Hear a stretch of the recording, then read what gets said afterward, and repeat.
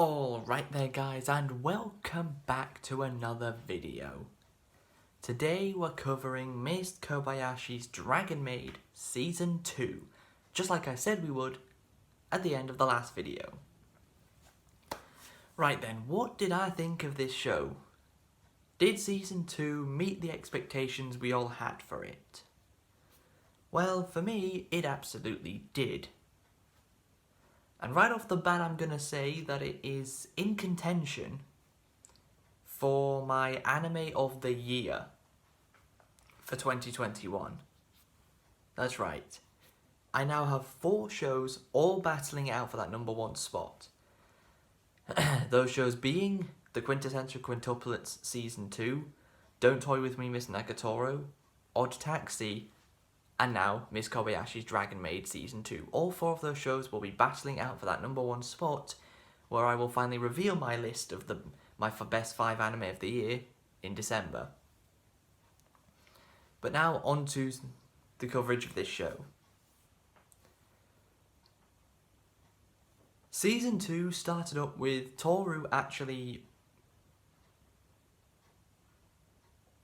getting a maid cafe job, which fits perfectly with the premise of the show, since Toru is a maid. That's the whole point of her character. And then she ends up working in an actual maid place, of which Miss Kobayashi and Kana even visit. But to start off with, the one thing I'm a little disappointed with, from the get-go, is that the second season didn't start with Miss Kobayashi introducing Kana and Toru to her parents, because that's literally what the final scene of Season 1 was. The 3 of them going to Miss Kobayashi's parents' house. That's literally what the first season ended with, and the second season, there's nothing.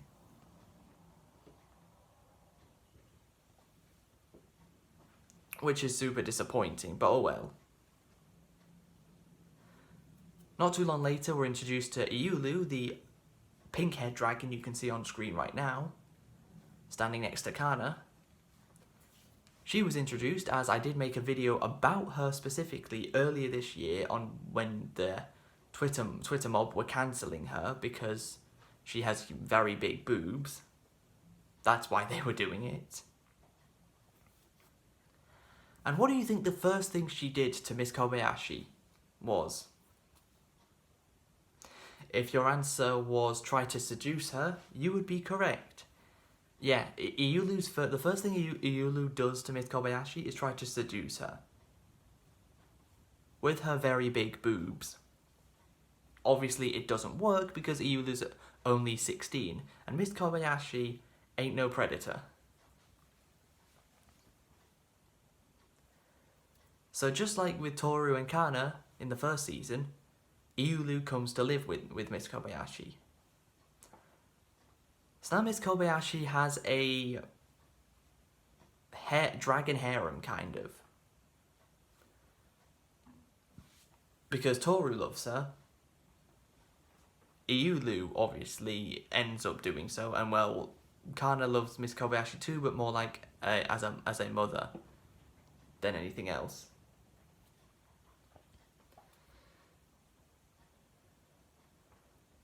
Meanwhile, at Miss Kobayashi's job, Elma decides to kick up the productivity a little bit by giving different ideas to the boss of the company. It doesn't matter what she tries, it doesn't work. Even if she is trying to complete more work than before.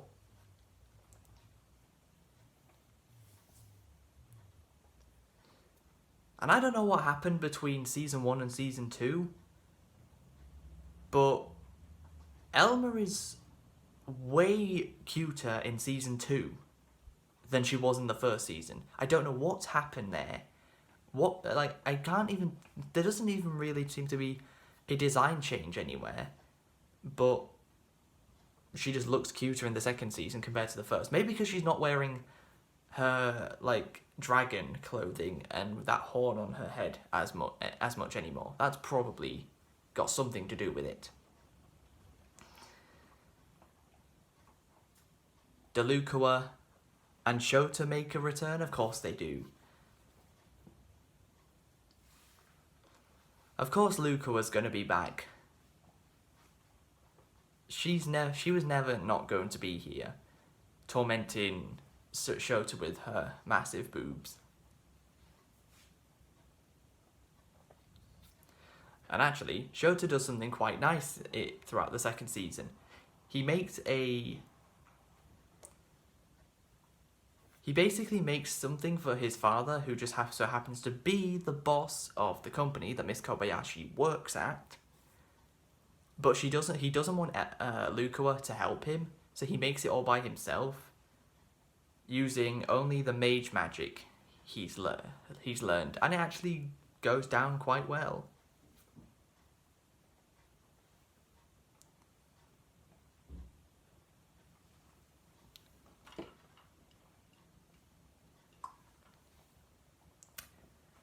And also, Mr. Takuya and Fafnir, they're back. And Mr. Takuya has some pretty big balls on him for something he did right at the end of of season 2 in the final episode, but I'll get onto that a bit later. Fafnir's main thing he does in this season, other than beasting the role-playing game that him and Mr. Takuya are playing, other than that, he wants to make his own dojin. No, I am not joking. Fafnir actually wants to make a dojin. And who does he use for his inspiration for the main female character? If your answer was anyone but Lukawa, you are wrong. He decides Lukawa is the perfect inspiration since she loves showing it. Since she's into that kind of thing. Well, at least in real life, she's into showing off her body. So he draws that she is perfect as the inspiration for the character. So he makes his own dojin, and then they all go to Comiket again, just like they did in the first season. And let's just say everyone else who made a manga or comic strips, like Toru, sold quite well, including Mr. Takuya. His sold very well, also sold very well. Fafnir's not so much. He didn't sell anything at all. And that's a good question to ask. If you guys have been to conventions like I haven't seen any, but if you guys have been to other conventions, either in the UK or maybe in the US, are dojins even allowed to be sold at conventions? Is that even a thing that's allowed? Or is that something they just came up with for the show?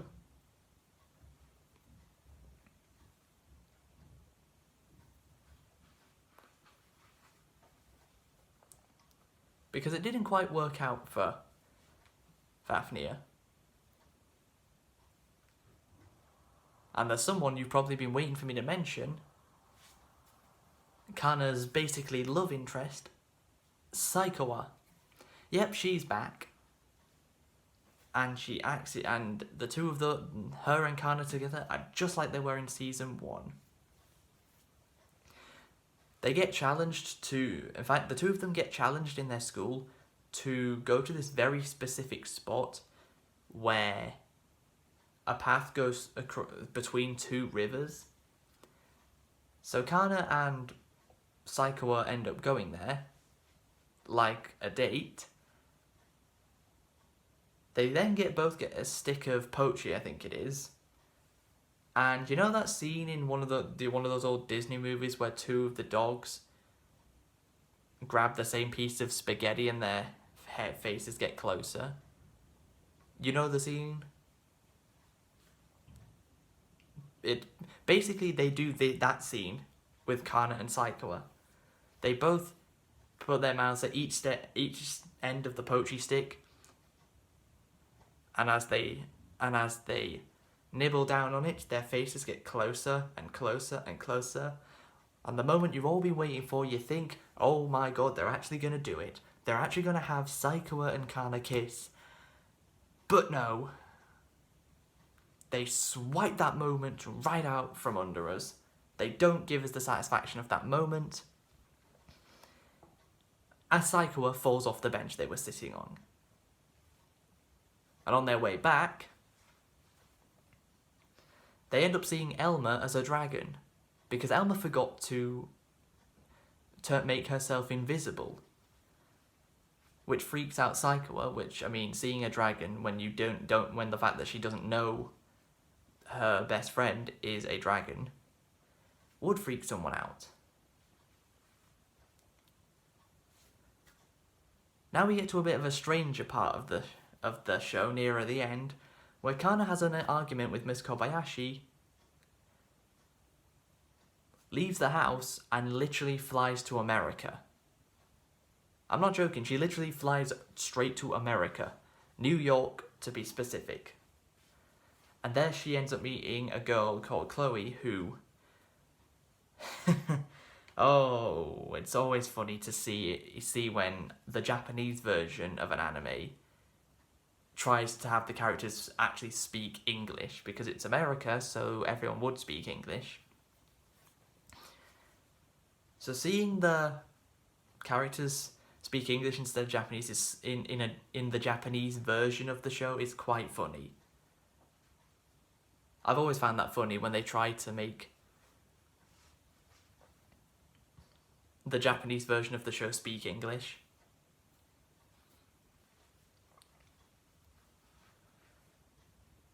Chloe ends up getting into an entanglement with the Mafia, of which Kana just kicks their asses, and then she leaves and comes back to Japan and back to Miss Kobayashi, and Toru reveals to her that Toru knew she was there and was actually watching her the entire time, because Toru actually went to America as well. Toru was just lurking in the shadows.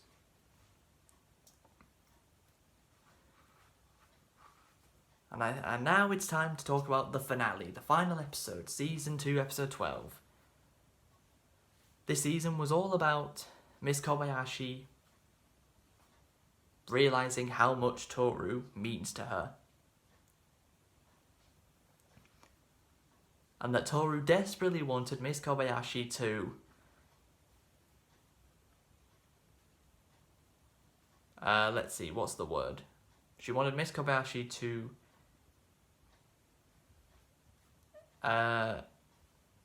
I don't know what word I can think of, but basically she wanted Miss Kobayashi to feel the same love towards her that Toru does towards Miss Kobayashi.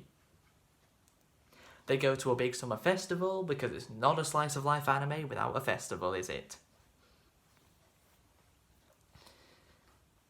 Then Toru even brings everybody to this quite nice looking area surrounded by, in nature, surrounded by cherry blossom trees, although they're called flesh flowers, which is a bit strange, but they look like cherry blossom trees.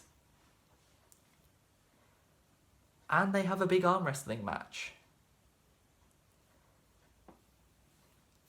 which doesn't go well for Mr.